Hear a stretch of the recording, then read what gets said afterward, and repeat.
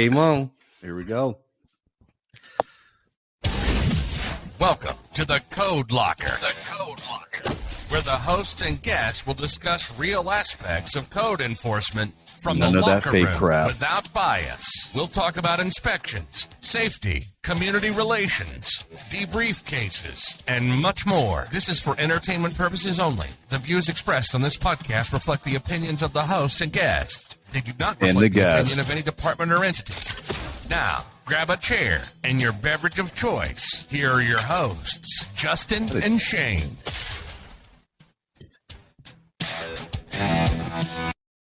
Yo! Boom. What is going on, Code Locker family?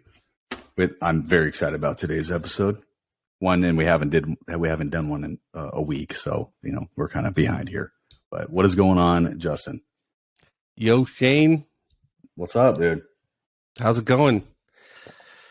Just drinking some coffee at 11 in the afternoon, 11:30. Because you could be drinking a lot worse. I'm a freaking maniac. So, if anybody knows me, I'm a spaz as it is. Coffee's probably not the thing I should be drinking. I saw you making that coffee and you were using a knife to stir I was stirring it earlier. I was like, whoa, watch out. Yeah. Those coffee beans. Yeah. A little bit of a savage here, a little bit of a savage. So once again, par for the course, but, no, man, it's, things are good.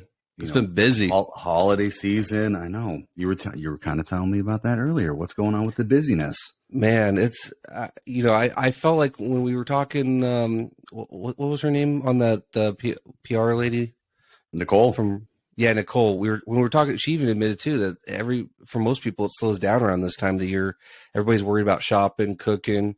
Yeah. But man, I don't know about you, but the last week or two, it's just been busy with all kinds of fires popping up, council presentations. I mean, it's like it just hasn't stopped.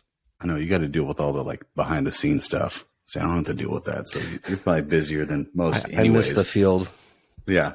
So we'll ask our guests too here in a little bit about what their perception of the holidays and their take on it, and especially in code enforcement. So before we jump into that, we do have to thank our sponsor, Breaking the Chain Consulting, with Jim Huell. Jim. So if you guys don't know, or if you're just listening for the first time, which, you should have been listening a long time ago, but we won't hold it against you.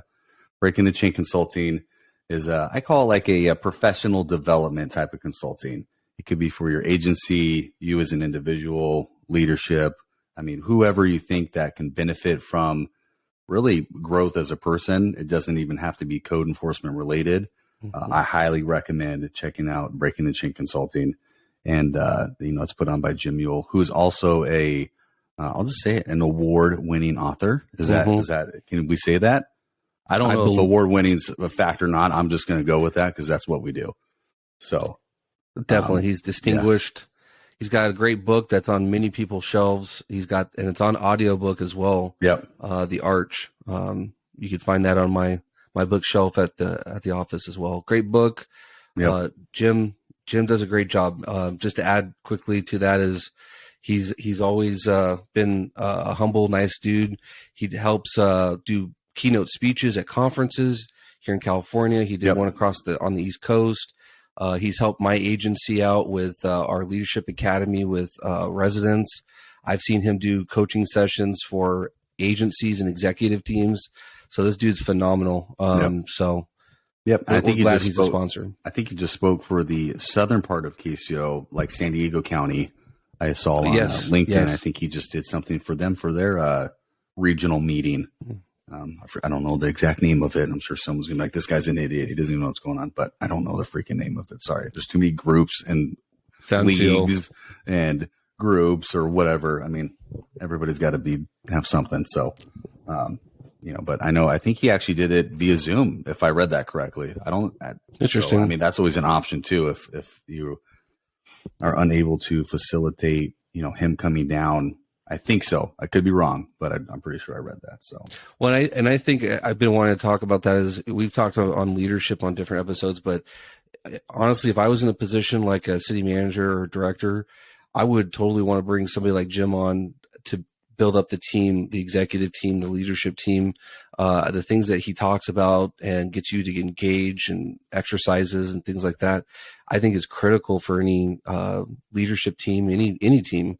But I would love to bring him on, in that capacity. Sharp guy. So you went straight to the top. You would city manager, directors. I mean, you ain't playing. No more punches right before the holiday season.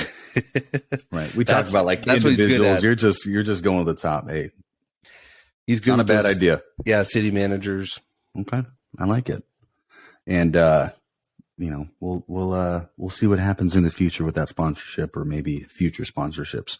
Maybe this site we use right here, Riverside.fm. Hey, maybe you guys want to sponsor us. That'd be great. So we'll see what happens. I'm also looking forward to Taco Bell. Taco Bell, Black Rifle Coffee, maybe any sort of other alcohol. Tito's would be good. Maybe we can do something like that. So, and we typically don't like beg for sponsors, but hey, why the hell not? You'll never know if you don't ask. Yeah, you don't know. You don't know. So, and we'll see what our guest has to say about that today. Who's going to see this on video? He's chuckling and stuff right now. He's not, he's we're going to pull the curtain down. He's laughing his face off right now. So, I think we just jump right into it. Yeah. You got anything else that, like, any housekeeping stuff we need to let everybody know about? Housekeeping. What's the likelihood of us having one probably the week of Christmas? Well, this one will go out the week of Christmas. Right. This which episode is next week. Right. But then we'd have to record for the week between Christmas and New Year's. All right. And if we're going to be real for a second, Christmas. I mean, we all have families and stuff. It's probably not going to happen, right? I would Fitty say fitty. so. Fitty. Okay. So but this one's the Merry Christmas episode. Sure. Merry Christmas. Holly jolly Christmas. Let's see. We'll see if we can okay. Oh, I got my train I got to put up. Oh my gosh, look at that beauty right look at there. That thing. Wow. Yeah. It's got to be what, a 7-8 footer right there? Plastic's finest. That's a 17 foot. The 17? Camera's distorting. 17-foot ceilings, custom. Don't worry about it. It's just a little thing here. And there is no button to do this panning. That is me. I am just that good. Steady hands. Look at those steady hands. Steady hands. Did you think about getting out of code and get into being a surgeon? If anything, I'd probably be like a masseuse. I'd go that route. I think. Interesting. Start my own little day spa deal. But so I love that our Mark is just okay. Forget it. Ding, ding, ding. We got to pull him into the ring. Let's pull him in the ring. Our guest today, I've known this guy for, I don't know, probably 6 years, I would say. 6-7 years now. Me, 6 minutes. He's 6 minutes. He's a veteran. Thank you, sir. A Marine Corps veteran. Okay. He's worked in code enforcement at 2 different agencies at 2 different points of time in his life. So he probably has a, good take on that. Mm-hmm. He also worked for business license. Oh. So, they trusted him with some amount of responsibility in actually issuing something and actually processing permits. And I actually think they let him hold money and process stuff like that too, which is crazy. Who would have thought, they don't dare trust me with a set of scissors, let alone anybody's sort of financial, receipts or anything like that. So without further ado, his name is very religious. The last name doesn't matter where you come from. This guy is I don't know. Cool name. Cool name. You like it? You like that name? First and last. It flows well. My thing is, so I'm gonna say his name, and then I think he has to unmute himself. So are you ready? Introducing Marc Pope. Mark. Thank you. Oh, look at this guy. Pleasure to be here. Thank you, guys. You like that? Yeah. There he is. I like it. Marc Pope. All right. I love that when you talked about me handling money, Justin laughed. And he's known me for 6 minutes. He already knows, that guy should be handling money. Yeah, what's up with this guy? Yeah, 6 minutes in, he's like, I don't know about this. This is not the way to go. That just shows good intelligence on his part. He can read people. Right, absolutely. Right, that's part of what we do, right? Yeah. So, Mark, what is going on, man? What is new? What is happening in your world, professionally and personally, that you'd like to talk about? Let's see. Well, I am in code enforcement. I've been doing that for, I think it's been close to 4 years now with the city I'm currently with. let's see. I'm doing that. I enjoy it. I enjoy my coworkers. I enjoy like everybody I work with, which is really fortunate. I haven't had any.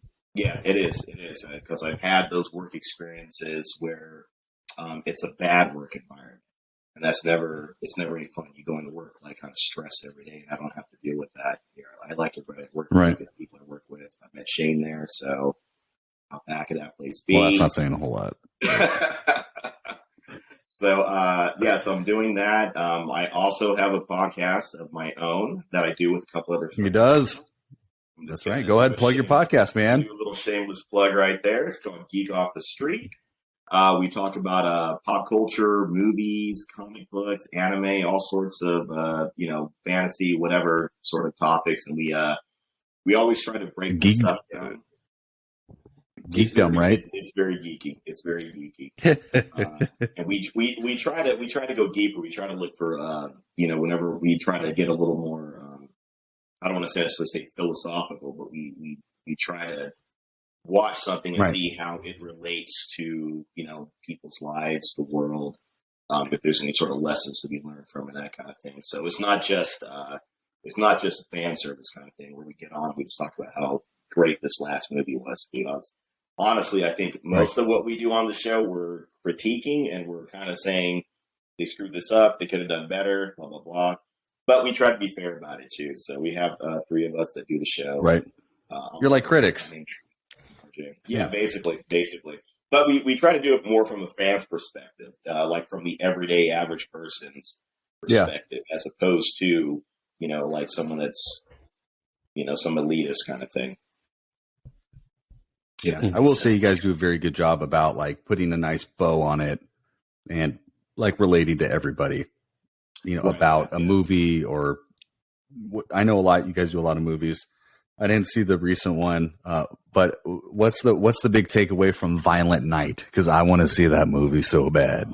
I recommend if you want to see it, check it out. I was really excited about it when I saw the trailers and the previews for it because I thought. Having Santa Claus as your hero, as John Wick, I'm in, dude. Yeah, as John McClane, right? Same thing.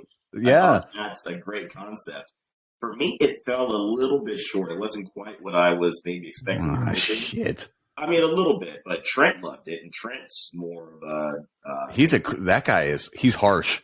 He's harsh on things. He is, and I've never met him, but Trent, if you're listening, like, man, I love him though. I don't even know him because that guy pulls no punches and he don't care. No, he'll go against the grain because he don't like it. So I appreciate that. So yeah, but all right, he good. Like it, so that's kind of a good thing. We're gonna be check it out. I'll check it out. Christmas Story. That came out on HBO. Christmas Story. Christmas, I think it's called. See, very much less interested in that. It's like just leave the first one alone. Like that one. Like the first one was so good. Right. In my own opinion, but they try to redid like the National Lampoon's Vacation ones with like Rusty and his family. Those things suck. It's like no one wants to see that. But I will say that this latest one was actually pretty good. It was actually good, and I was just to do a lot of the remember berries and remember this, remember that, and there was a little bit in there, but it was actually a pretty good story still. So check it out. Okay, good to know. I like it. So that's enough of that. This is not the Geek Off the Street podcast. We should just did this one. Shit, we should. This is the junior version. Why not? Right now, yeah. This is like amateur hour for us. You had mentioned we're gonna charge you $1,000 for that. Yeah, exactly. Well, he can handle the money. He's good. He's the guy. He's got it. So you had mentioned where you work. You love the environment. The people are good. You've been treated well. I know you've worked at other agencies before, and I had mentioned that you had taken a break. What was it like at, the flip coin of that? Because you and me have talked a little about that before. Same experience, different experience? I mean, what would you say? And like I said, I know that was earlier on in your career and at a different point, but I mean, what's your perspective on that? Yeah, many moons ago. As far as, I was working with another municipality, and I had been through a couple different agencies and departments before I got into code. My experience in code there was really good. I think it seems like in general, just again, from the limited amount of experience or exposure I've had, it seems like most code enforcement departments are pretty good places to work. It's typically a small group of people. We're all kind of dealing with the same problems and the issues, and we all realize that we have to kind of support each other. So that wasn't too bad. I did have a bit of a negative experience later on because, again, what happened when I was in this other city was when the market crashed back in 08 or 9 or whatever along those lines, and I ended up going into a different department. So I basically bumped back out of code enforcement, and I ended up in another department, and it's turned into this thing where they told me I had to cut my hair and all this kind of stuff, and it came out of nowhere. Like there was never any sort of rules written or anything, saying like, oh, you can't have hair of a certain length or blah, blah, blah. And this was a long time ago. So, clearly my hair was a little bit shorter back then, but, it's okay. Yeah, I love it. Well, yeah. Thanks. Rules like that suck. I mean, this isn't a police agency. This isn't like military. I'm actually glad you bring that up because me and Justin have talked about this. A part of what we do is taking who you are and implementing it into our field, your personality, your energy, who you are. And, obviously you got to fit, you got to be tactful within like the parameters of the city, the position, and your HR department. But like you still want to be unique in you. So I never knew that. I didn't know that story. That I knew that you had worked at another agency, but they have these requirements of like cutting your hair and stuff like that. And I mean, you don't have to dime out, obviously, the city, but what department was it? Something completely different than code? Like, did you go to, I don't know, public works where it was a safety thing? Like, I have no idea. Right. Okay. See, that was my thing too. If it had been, I would completely understand if it was a safety issue. I would completely understand if I was working around heavy machinery and moving parts. That would make sense. That's definitely a safety issue. And again, being with PD, that's a safety issue. But all I was basically on the phone in a call center, so I had no contact with the public other than speaking with them on the phone. So yeah, hey, you're not going to see anybody. Can you cut your hair? This is ridiculous. Right, we don't want people to hear crazy your hair. Jeez, so, but again, Justin, have you heard of something like that before? No, that's crazy. I mean, like you said, it's more typical with like public safety and military, but I mean, really, as long as it has to do with the job, heavy machinery or whatnot, being able to control. But nowadays, I don't know how long ago this was, but I just feel like nowadays stuff like that just wouldn't fly. That they could make somebody, cut your hair. Yeah, I don't think so. For an office setting. Right. Yeah, and I know there is a California law now in place that kind of that prevents that from happening. I think that came about maybe about 2 or 3 years ago. So I was glad it's called the Marc Pope rule. He's like, I didn't want to bring it up, but there's a law named after me.